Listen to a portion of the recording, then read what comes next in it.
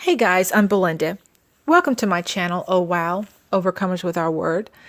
Guys, I recently did a video on manifesting, sharing with you 3 different techniques we can use to manifest and draw to us the things we're desiring in our lives. But I also said in that video that I was going to share with you an example of how I actually manifested my very first apartment when I moved to New York. So I want to share that story with you today.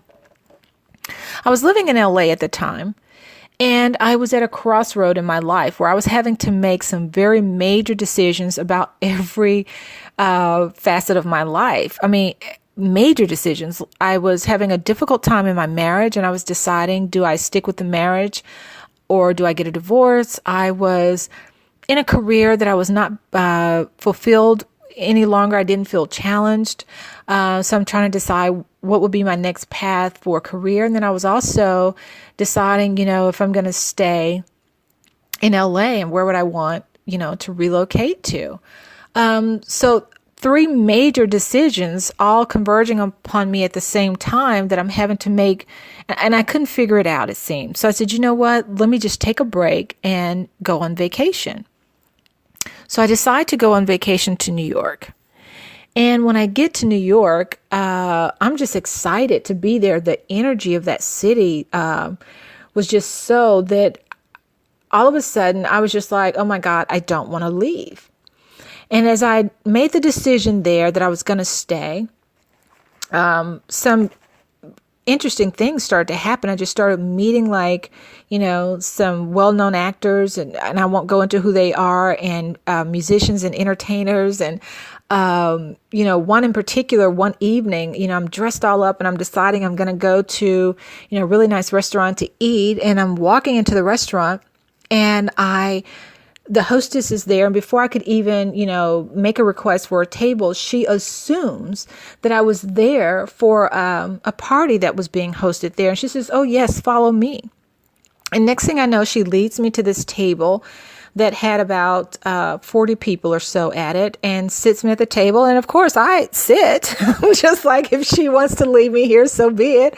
It was a party for the UN, the United Nations. And I began to meet, people from all walks of life. And never once did anybody ask me who I was or, what I did. It was just like they all assumed that if she set me there, I belonged there. And I began to kind of walk in that vibration, hey, it's working for you, use it. In any event, I go and I find this all women's hotel that allowed you to stay there for 30 days for people who are trying to transition to New York. What I didn't know was that you just don't move to New York on a whim. I would go out looking for apartments during the day, and when I would get there, my God, you would think that you were actually trying to buy the real estate. There could be a long line of 20, 30, 50 people standing outside looking to view that same apartment. And each time I would get there, would get before, the person who's doing the interview process, and they take your package. And that was the other thing I didn't know. You needed a package, with your references and recommendations. They wanted to see your financials. They wanted to basically know your history. And I had none of that. I was just there vacationing. So whenever they'd ask, me those particulars, I was always going to be honest. And I would say to them, I just moved here and decided I wanted to stay. And they're looking at you like you're crazy. Like, who just comes on vacation and decides they want to stay? I didn't have family there. I didn't have friends. I didn't have connections. I didn't even have a job. So to try and make the process a little easier, I go out and I secure a job. But my time is winding up because now I'm interviewing for jobs. I secure a job, but it still didn't give me history. This one particular Saturday, I'm up very early at a cafe on the Upper East Side, and I'm circling off, apartment locations again to go and view for the day. And I get to my second apartment of the day, and when I walk in, I immediately felt a connection with the apartment. It felt like I belonged there. I loved the layout, the hardwood floors, the exposed brick wall. And when I began to talk with the owner of the building, And I was honest with him and told him I just moved, gave him the same, spiel. I wasn't going to change because that was the truth, but what I didn't do that day was leave. I don't care how many people came in and out of the apartment. I kind of stayed there, and it was probably an hour or more that I stayed in the apartment, watching people come and go. And as people would leave, I would continue to talk to the owner, and I would begin to share with him my vision for the place. I could actually see this color paint on the wall, and the windows had some real funny treatments on it. I said, but the windows are going to need some new window treatments because it would let in all this beautiful light and blah, blah, blah. And as I began sharing my vision with him, he's like, hold on, kiddo. I haven't said it was yours yet. And I said, oh, I know. But it didn't alter my vision and what I saw for me being in the place.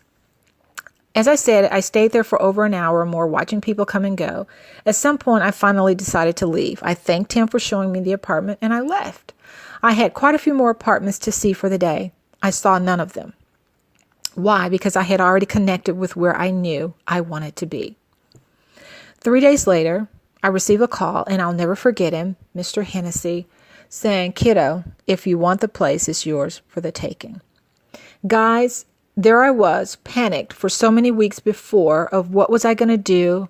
I had determined in my mind I wasn't going back to LA. And that's the thing about an Aries. When we set our mind on something, good or bad, we go for it. But I also was accepting the consequences of it. Like, hey, you make this choice. Now you got to, go with it, fly with it. But I knew something was going to materialize. So I wanted to say all that to say, when we have a desire for something, don't get discouraged the first, the second, third, fifth, sixth time that it doesn't happen. But you will know that space that you get in and you find a comfort there, a peace there. There will come a knowing that this is the place for you.